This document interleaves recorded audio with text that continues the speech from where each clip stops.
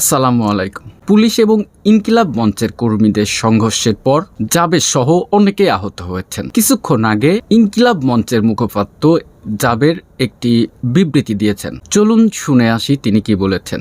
খালি হাতে তারা যে প্রতিরোধ করে তুলেছে, খালি হাতে তারা যে গণপ্রতিরোধ করে তুলেছে, তাদেরকে আপনারা যদি কঠোরভাবে অবস্থান করতে বাধ্য করেন, আপনাদের চিহ্ন খুঁজে পাওয়া যাবে না।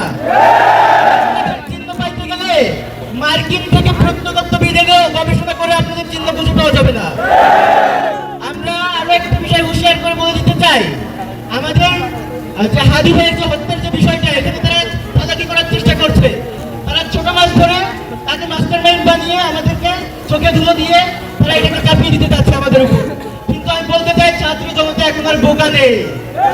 আমরা সেই রাজকপালদেরকেই চাই যারা মাস্টার মাইন্ডের হত্যাকাণ্ডে, তাদেরকে জনগণের সামনে প্রকাশ করতে হবে এবং এই ন্যায় বিচার পূর্ণ করতে হবে।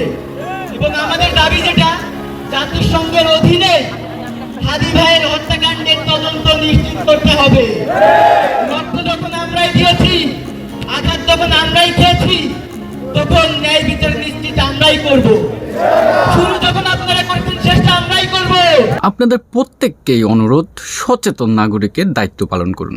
রাজনৈতিক হত্যাকাণ্ড, সহিংসতা এগুলো প্রতিরোধ করুন। একটা সুন্দর, শান্তিপূর্ণ এবং সমৃদ্ধিশীল দেশ গঠন করার জন্য সচেতন নাগরিকের ভূমিকা রাখতে হবে। এই ধরনের ভিডিও আরও পেতে এই চ্যানেলটি সাবস্ক্রাইব করুন।